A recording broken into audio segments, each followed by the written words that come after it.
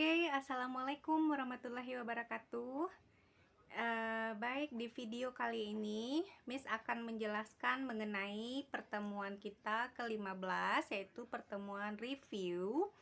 Jadi, pada kesempatan kali ini Miss akan menjelaskan mengenai atau mereview ulang materi pertemuan ke-9 sampai dengan pertemuan ke-14 yang sudah kalian lakukan diskusi pada pertemuan sebelumnya. Miss lihat dan Miss perhatikan diskusinya sudah cukup baik. Namun di sini Miss rasa perlu untuk menekankan lagi mengenai teori-teori perkuliahan kita yang ada pada pertemuan ke-9 sampai dengan pertemuan ke-14.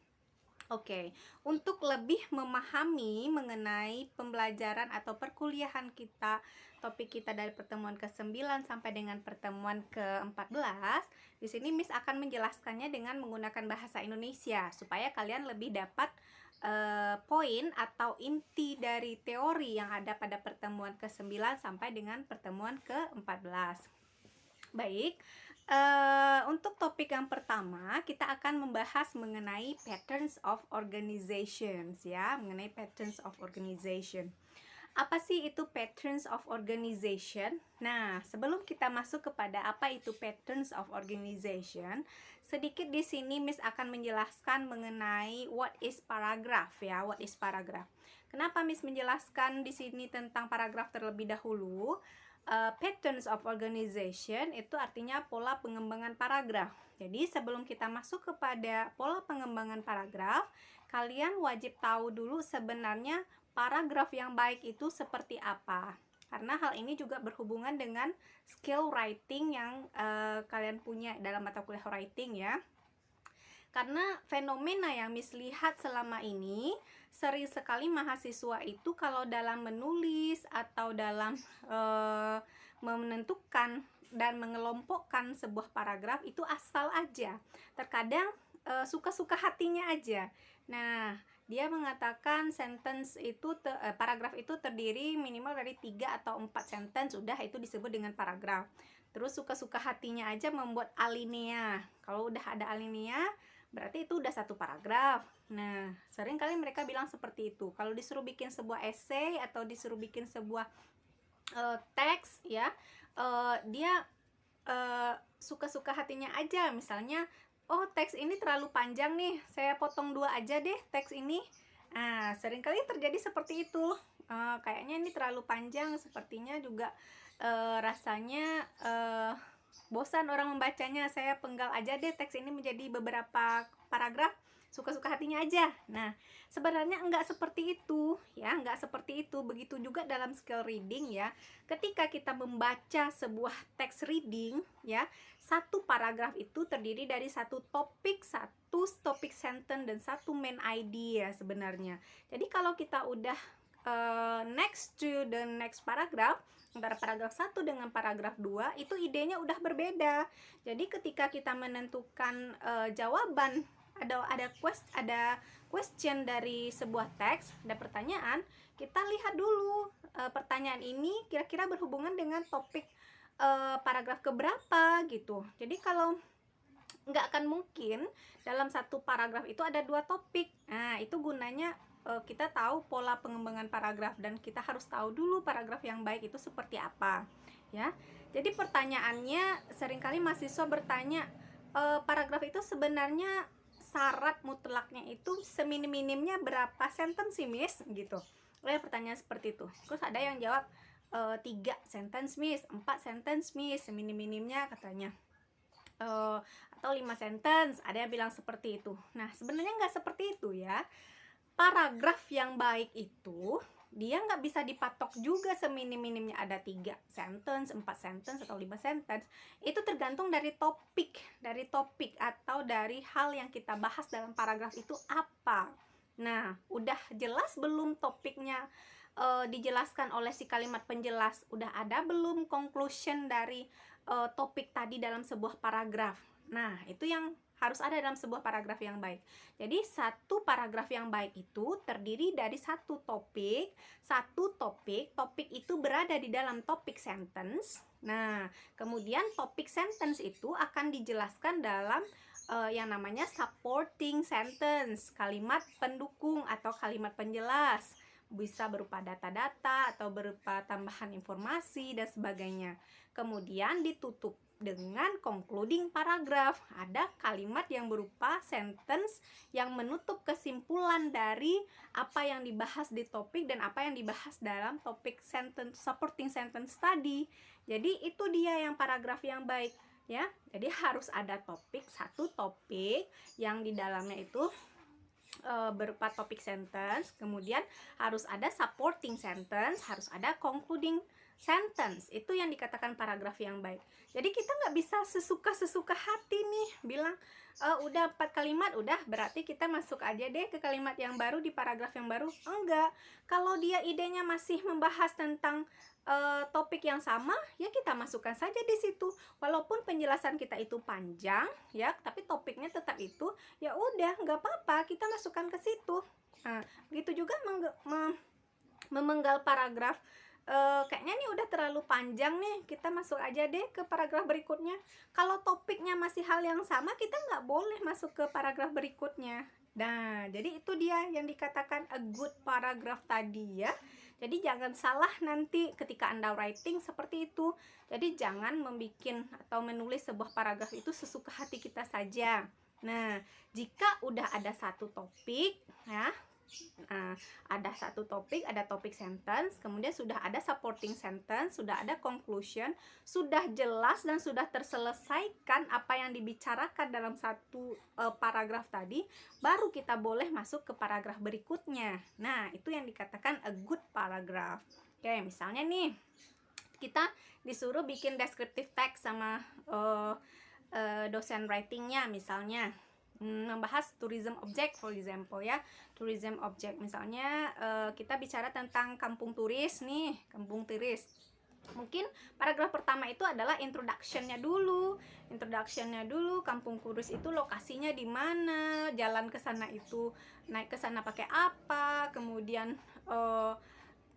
bagaimana itu lokasinya dekat dengan apa. Kita bicara di paragraf pertama dulu. Kemudian di paragraf kedua, mungkin kita bisa bicara mengenai seperti apa sih kampung turis itu. Misalnya, oh di sana ada restoran, di sana ada kolam ikan, ada tempat pemandian, ada swimming pool. Nah, kita bicara di paragraf kedua. Nah, di paragraf ketiga mungkin kita bicara mengenai fasilitas yang lainnya, mungkin tentang bagaimana pelayanannya di sana, memuaskan atau tidaknya. Itu udah lain lagi topiknya. Jadi seperti itu caranya. Nah, dalam satu paragraf itu harus jelas di dalamnya itu topik yang kita bicarakan itu selesai satu paragraf gitu. Selesai topiknya, kita bicara mengenai lokasi tadi, yang paragraf pertama lokasinya, kemudian bagaimana daerah di situ, kemudian bagaimana cara jalan ke situ, udah selesai di sana. Nah, ada conclusionnya, ada kalimat penutupnya tentang yang membahas tentang lokasi kampung turis tadi, seperti itu dia. Baru masuk ke paragraf kedua. Jadi itu yang dikatakan sebuah paragraf. Nah, dalam reading juga seperti itu. Kita membaca sebuah text reading, kalau dalam skill reading itu kan sebenarnya intinya adalah kita bisa menjawab pertanyaan dengan menggunakan teks yang tersedia. Kalau misalnya di pertanyaan itu dia menanyakan tentang fasilitas, mungkin seperti itu. Bagaimana fasilitas atau ini yang ada di kampung turis misalnya.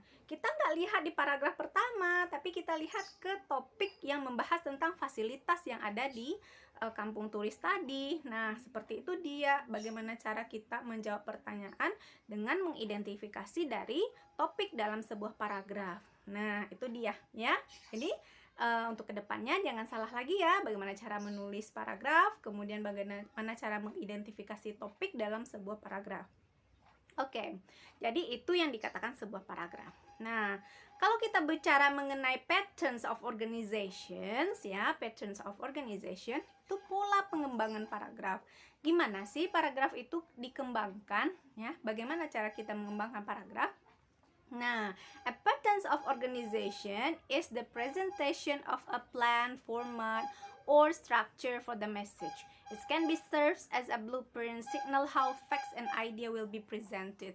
Nah, pola pengembangan paragraf itu banyak. Ada yang namanya menggunakan signal word, ada yang menggunakan yang namanya patterns atau types of paragraph ya.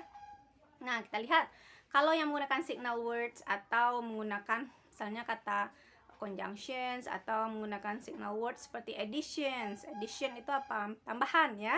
Kita bisa menggunakan kata in addition, furthermore, moreover, again, furthermore, beside, di samping itu, likewise. Nah, pola pengembangan paragraf dengan menggunakan examples, Anda sudah tahu. You can see here the example ya. Kemudian ada pola pengembangan paragraf menggunakan time. Kita bisa menggunakan first, second, finally. Comparison, perbedaan atau perbandingan ya, perbandingan. Kalau menggunakan perbandingan, kita bisa menggunakan signal wordnya similarly, likewise, in the same manners ya. Kemudian kita bisa menggunakan yang namanya contrast atau yang berhubungan dengan pertentangan. Ada however, bagaimanapun, but, nevertheless, namun, whereas, di samping itu, on the contrary, di sisi lain, conversely, hal ini bertentangan dengan, in contrast. Nah, kita menggunakan itu. Ada cause and effect. Nah, ada menggunakan cause and effect, yaitu sebab akibat.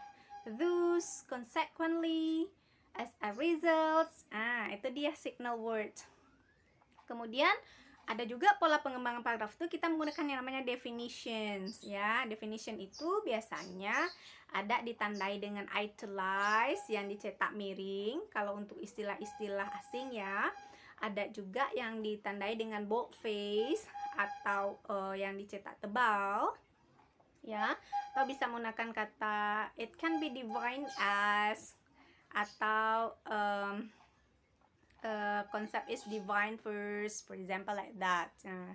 And next, there is a descriptions. Ada descriptions. Ya, bisa menggunakan karakteristik atau typical ya atau descriptive word. Misalnya seperti kata angin sepoi-sepoi. Misalnya saya merasakan suatu kesegaran. Nah, itu kan descriptive word itu. Nah, kemudian another descriptive word ya, yang contoh yang lainnya.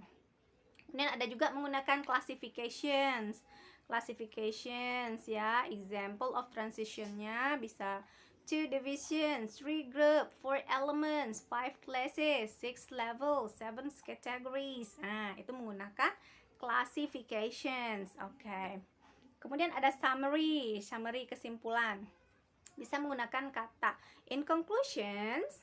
In conclusion, misalnya Kampung Turis is one of a wonderful place in Karawang, for example, and it's a very nice place that you can visit in Karawang, for example, ya.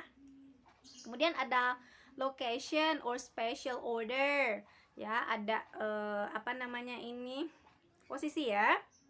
Ada north, next to, dekat, near, ya, below. Ada close by, di dekat, within, atau around. Nah, bisa kita menggunakan transitional word ini. Kemudian ada generalizations and example ya, generalization and example. Nah, you know this one ya, for example, for instance ya, and many others.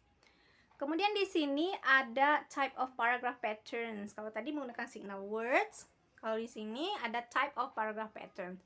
Type of paragraph patterns itu ada deskriptif paragraf. Deskriptif paragraf itu apa? Paragraf yang menjelaskan tentang deskripsi tentang sesuatu hal, mendescribe.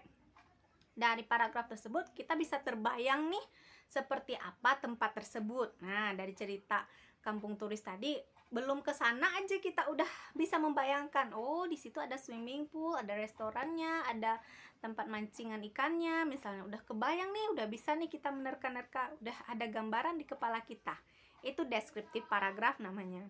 Kalau naratif paragraf itu pola pengembangan paragraf yang mengikuti alur cerita di masa lampau. Misalnya seperti cerita kita waktu kecil, itu naratif paragraf. Atau cerita tentang fable atau cerita dongeng misalnya, itu naratif paragraf ya. Pola pengembang paragrafnya itu naratif paragraf. Kemudian ada persuasif paragraf. Apa itu persuasif paragraf? Persuasif paragraf itu adalah pola pengembangan paragraf yang bersifat mengajak ya. Intinya ada di sana nanti, oh dari penjelasan yang saya jelaskan ini. Nah, artinya rugi loh Anda tidak membeli produk ini karena keunggulannya seperti ini, bla bla bla bla, yang bersifat mengajak. Nah, itu dia persuasif paragraf ya, pola pengembangan paragraf yang bersifat persuasif. Oke. Sekarang kita masuk kepada poin pembahasan materi kita selanjutnya, yaitunya mengenai topic in sentence ya, topic in sentence and topic in paragraph. Oke. Kalau kita bahas mengenai topic in sentence ya, topic in sentence, topik dalam sebuah kalimat. Apa itu topik dalam sebuah kalimat? Ya, topik dalam sebuah kalimat beda dengan topik sentence ya. Kalau topik sentence ya, kalimat topik, kalimat utama, kalimat topik yang berupa satu kalimat. Kalau topik in sentence itu adalah apa yang dibahas. Kalau topik itu berupa satu kata atau satu phrase ya. Nah, topik sudah pasti ada di dalam topik sentence. Nah, itu dia. Topik sentence sudah pasti memiliki sebuah topik ya. Misalnya, Miss kasih contoh di sini. The basic of using an SLR camera ya can be mastered with considerable practice, for example. Nah, apa topik dari kalimat di sini? Nah, the basic of using an SLR camera can be mastered with considerable practice. Topiknya apa? Yang dibicarakan. Nah, itu siapa? Apa? Nah, yang dibicarakan adalah SLR kamera. Jadi itu topiknya. Kalau topik sentence,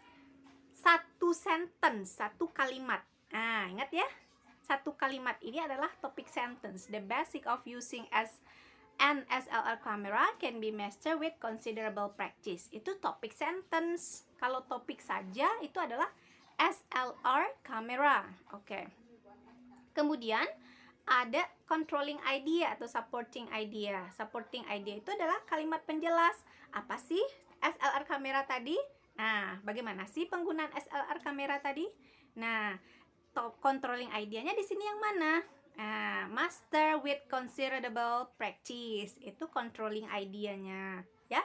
Jadi, tahu ya beda antara topik sentence dengan controlling idea. Oke. Itu topic in sentence ya. Nah, berbeda lagi dengan topic sentence in paragraph. Oke. Apa itu topic sentence in paragraph? Nah, topic sentence in paragraph artinya kalimat utama dalam sebuah paragraf. Kalimat utama dalam sebuah paragraf. Ingat ya, kalimat utama ya, topic sentence. Di dalamnya pasti ada topik. Nah, itu dia. Di dalam sebuah paragraf hanya terdiri dari satu topik sentence. Oke. Nah, topik sentence in paragraph itu posisinya berbeda-beda. Biasanya topik sentence itu in the first paragraph, di awal paragraf ya. Misalnya seperti ini. This is example of a topic sentence in the first paragraph. English is clearly the first international language. Pilot and airport control operators speak it on all the airway of the world. Bla bla bla bla. Nah, ini di first paragraph. Yang mana yang merupakan topik sentence-nya? Topik sentence, kalimat utama. Nah, dari English sampai ke language, English is clearly the first international language. Itu adalah topik sentence-nya. Itu adalah yang kalimat utamanya, kalimat yang menjadi pembahasan dari sebuah paragraf ini. Nah, yang mana topiknya? Topiknya adalah English, ya. English, topiknya adalah bahasa Inggris. Ah, itu dia, ya. That's for the position of topic sentence in the first paragraph. Nah, ada juga nih topic sentence itu yang berada in the last paragraph. Nah, biasanya dari mana sih kita tahu dia itu in the last paragraph or in the first? Biasanya sih in the first ya. Biasanya kalau dalam teks-teks reading biasanya kalau nggak di paragraf awal, kalau nggak di paragraf akhir. Kalau di tengah itu jarang sekali. Cuman ada. Nah, penandanya itu gini aja. Kalau misalnya seperti ini nih, more than 60% of the world's radio program are in English. Pilots and airport control operators also speak it on all the airway of the world. In addition, dia sajikan dulu data-data. Kalau dia sajikan dulu data-data, berarti itu kan hal yang khusus ke hal yang umum, ya kan? Kalau data duluan, berarti artinya sentence atau topik sentence-nya pasti di akhir kalimat. Mana dia? English is clearly the first international language. Kalau tadi kan tidak. Kalau tadi data-datanya di akhir dia sajikan. Makanya di sini kita bisa guess itu topik sentence-nya berada di awal paragrafnya. Oke. Nah, kemudian ada juga ya, topik sentence itu berada in the middle of the paragraph. Nah, ini dia. In the middle of paragraph. Mana kalimat dijelaskannya dulu data, kemudian dijelaskannya dulu fenomena, kemudian di tengah-tengahnya dia bikin kalimat utama. Kemudian dijelaskannya lagi penjelasan berikutnya. Itu in the middle paragraph. Atau juga ada yang di first dan juga ada yang di last paragraph ya. Ada, tapi ini sangat jarang. Yang paling sering muncul itu adalah in the first paragraph. Oke. Jadi itu dia topic sentence ya, topic sentence. Nah, pertanyaannya nih, kalau dalam reading text materials ya, bagaimana sih cara identify topik in paragraph? Bagaimana cara mengidentifikasi yang mana topik dalam paragraf? Kita lihat dulu, find the topic first, identify the keyword. Apa keyword? Keyword itu bisa kita lihat dari kata yang sering muncul dalam paragraf tersebut. Kemudian identify the major details. Kita lihat supporting details atau supporting sentence yang sering muncul. Look beyond the first sentence. Lihat lagi ke kalimat awalnya, kalimat pertama. Biasanya itu terletak di kalimat awal ya. Jadi dari situ kita bisa lihat apa sih sebenarnya yang dibicarakan dalam teks tersebut. Nah, itu dia. Oke. Jadi itu bedanya topik in paragraph and topic in sentence. Kemudian yang ketiga ada reading for main ideas ya, reading for main ideas. Nah, di sini main idea itu apa sih sebenarnya ya? Apa sih bedanya dengan topik sentence? Apa sih bedanya dengan topik? Nah, main idea itu sebenarnya adalah ide utama. Apa ide utama dari teks tersebut ya? Nah, the main idea is an idea that is the core of paragraph, ya, the core of the paragraph. Ide utama dari sebuah paragraf itu apa? Biasanya dia juga bisa terletak di awal paragraf, di akhir paragraf juga bisa, sama seperti topik sentence, ya. Terkadang orang sering sekali salah persepsi ya, katanya dia bilang main idea itu sama dengan topik sentence. Nanti kita lihat persamaan dan perbedaannya ya. Oke, kita lihat dulu contoh dari main idea berikut ini. Nah, summer, ini ada paragraph here, there is a paragraph here.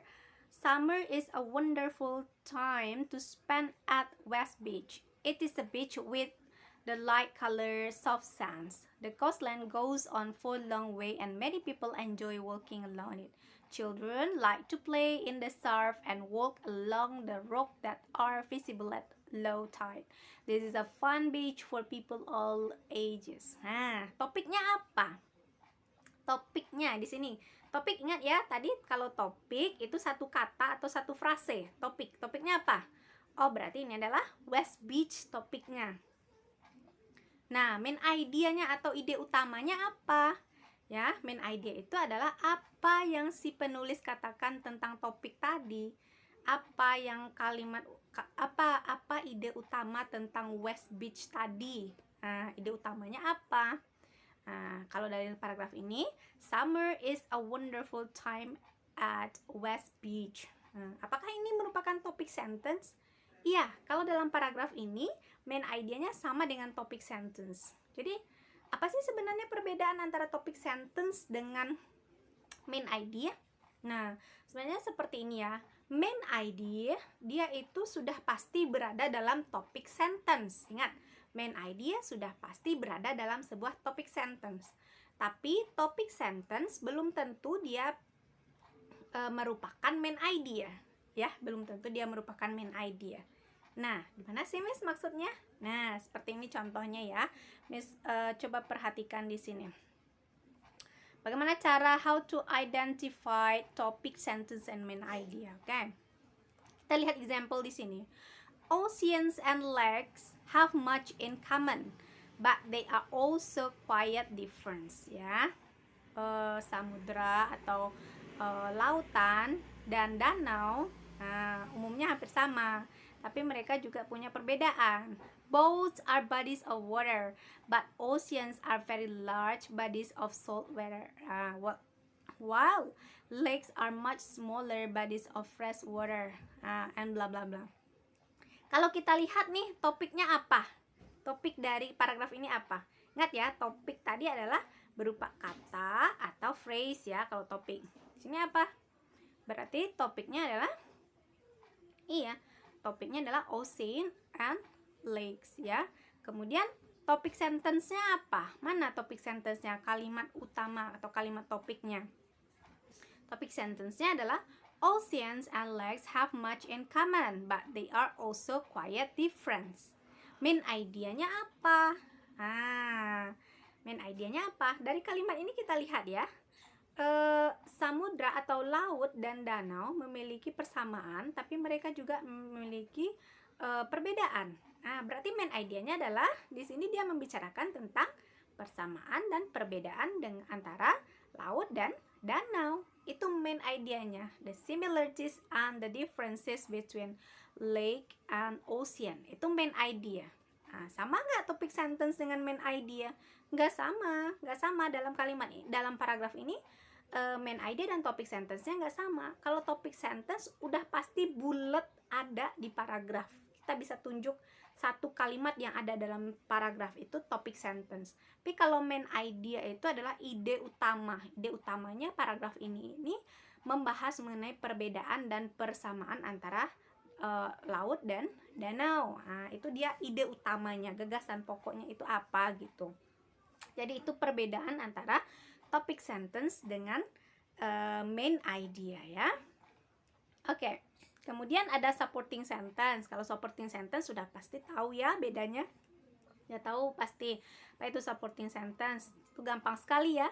Kalimat penjelas. Nah, kalau kita udah dapat nih apa itu topik sentence, dalam satu paragraf ini topik sentence-nya ini adalah yang bagian yang di merah ya. The most important problem in our city is its poor public transportation system.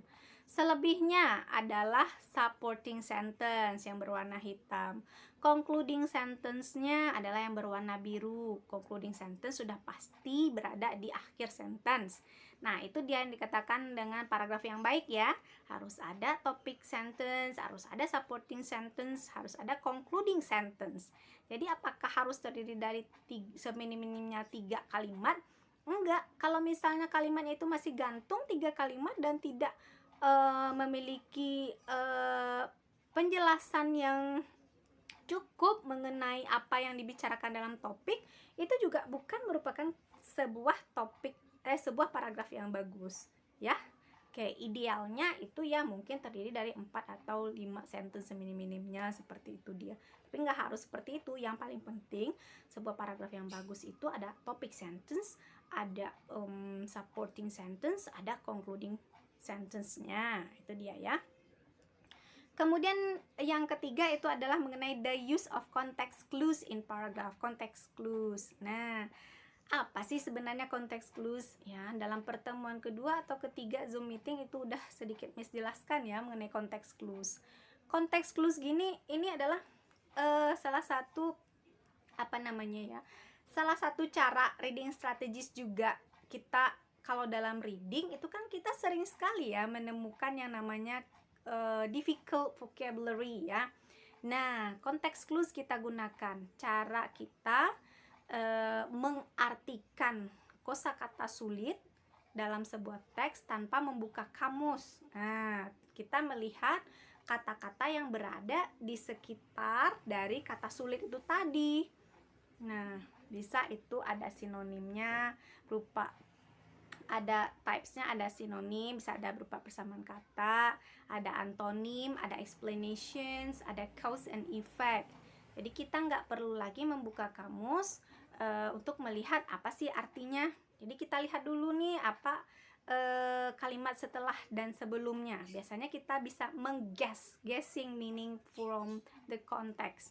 Itu dia yang dikatakan dengan context clues ya, context clues. Oke. Kemudian ada making inference. Making inference. Apa sih sebenarnya making inference? Nah, inference itu sebenarnya apa? Ya, inference itu sebenarnya kita menarik kesimpulan. Kita menarik kesimpulan dari data yang ada. Itu yang dikatakan dengan making inference. Jadi ada data nih, kemudian kita tarik kesimpulannya. Inverse-nya itu apa gitu. Kesimpulannya itu apa? Itu yang namanya making inference ya. Jadi dari data yang ada kita bisa menebak walaupun itu tidak stated meaningnya ya, walaupun tidak tertulis, kita bisa tahu inference-nya itu apa gitu. Jadi making inference itu ada dua, ada yang stated, ada yang unstated, ada yang tertulis dan ada yang tidak ada yang tertulis, ada yang tersirat, tertulis dan tersirat ya. Nah itu dia. Contohnya seperti apa? Misalnya kayak gini nih. I don't see Anne. She said she was tired. Inverse kita apa? So she must have gone home to bed. Inverse-nya itu dia harusnya pergi istirahat pulang katanya ya. Okay. Sarah has been at the gym a lot. Sarah itu seringkali ya dia melakukan dia sering sekali di gym. Dia pasti pengen diet. Itu inverse-nya ya. Atau contoh ketiga, Jeko is a dog and all dog love belly rubs. Katanya bilangnya semua dogs love belly rubs. Artinya si Jeko itu termasuk yang suka belly rubs. Jadi inverse itu conclusion kita terhadap fakta yang ada. Itu yang dinamakan dari making inference ya. Oke. Kemudian ada reading for information detail. Nah, reading for information detail kita membaca sebuah teks itu untuk mengetahui detail dari apa yang dibahas dari teks. Caranya apa? Nah, caranya itu kita melihat poin-poin atau intisari penting yang ada dalam sebuah teks seperti what, where, when, why, who, how yang ada dalam sebuah teks. Biasanya seperti itu ya. Jadi kita mengetahui detail penting dari sebuah reading text itu apa. Reading for information detail. Kita lihat yang paling penting itu adalah judul, kemudian yang paling penting itu adalah data-data. Kita lihat judul, lihat first sentence, kemudian kalau dia terdiri dari essay kita lihat first paragraph ya. Kita lihat first paragraph, kita lihat tengahnya. Jadi nggak usah dibaca semua, lihat tengahnya, kita lihat akhirnya ya. Kemudian kita lihat poin-poin yang pentingnya 5WH tadi. Jadi itu yang namanya reading for information detail. Oke. Jadi that's for explanation about our course ya. Oke. Jadi itu materi perkuliahan kita setengah semester ya setelah UTS. Oke. Nah, untuk pertemuan pertama sampai dengan pertemuan ke-7 ya, itu sudah Miss jelaskan sendiri melalui Zoom. Jadi udah langsung Miss yang memberikan penjelasan, kita udah melalui Zoom meeting. Nah, untuk yang review dalam video ini sudah Miss jelaskan mengenai pokok-pokok atau teori inti dari materi perkuliahan kita. Nah, kemudian tugas Anda selanjutnya adalah review assignment ya, review assignment, tugas review atau final projectnya. Minggu depan Anda sudah melakukan yang namanya UAS ya. Jadi untuk final project, kita kan final projectnya ada di pertemuan sebelumnya juga pernah, kemudian ditambah dengan review assignment untuk pertemuan ke-15. Jadi review assignment Anda adalah, ini berarti waktunya 1 minggu ya, 1 minggu artinya di pertemuan Anda ujian, Anda sudah mengumpulkan tugas review assignment. Oke, apa tugas review assignment Anda? Nah, tugas review assignment-nya adalah Anda membuatkan sejenis yang namanya summary atau conclusion atau note ya, yang berupa paragraf biasa saja, satu paragraf yang berupa dalam satu piece of paper aja, satu secarik kertas, bisa dalam Word Anda ketik ya, kemudian Anda buatkan conclusions, kemudian Anda tuliskan di sana poin-poin yang sudah Miss jelaskan dalam video ini. Artinya tadi dari awal sampai dengan video ini berakhir, Anda tuliskan intisari atau konsep-konsep penting yang sudah Miss jelaskan dalam bahasa Indonesia saja. Jadi tidak ditulis dalam bahasa Inggris. Jadi itu tugas reviewnya. Gunanya apa? Gunanya untuk Anda persiapan untuk UAS juga. Jadi Anda menguasai konsep sambil bikin tugas review, Anda juga persiapannya untuk UAS ya. Jadi apa sih sebenarnya materi kita dari pertemuan ke-9 sampai pertemuan 14 tadi, Anda rangkum ke dalam sebuah piece of paper. Jangan lupa, mungkin di halaman pertama Anda buatkan covernya dulu ya, cover tugasnya. Jangan lupa kelas, nama, kemudian biodata, sedikit biodatanya, kemudian baru di lembar berikutnya silahkan Anda buatkan, boleh terdiri dari 1 halaman atau 2 halaman, boleh, it's up to you. Pokoknya di dalamnya adalah rangkuman dalam bentuk bahasa Indonesia apa yang sudah Miss jelaskan dalam video review hari ini. Nah, itu tugas review assignment. Untuk prosedur atau sistem ujian UAS Anda minggu depan, itu nanti akan Miss jelaskan dalam bentuk informasi ke ketua kelas ya. Kita tetap schedule perkuliahannya adalah schedule UASnya. Jadi prosedur sistem pelaksanaan ujian nanti akan Miss jelaskan sama ketua kelas. Oke, mungkin cukup sekian untuk hari ini. Thank you for your attentions ya. And I'm sorry for my mistake for this semester. I'm really happy because I can teach in your class ya. I hope in the next semester we can meet indirectly in our lovely campus ya. Thank you for your attention. Assalamualaikum warahmatullahi wabarakatuh.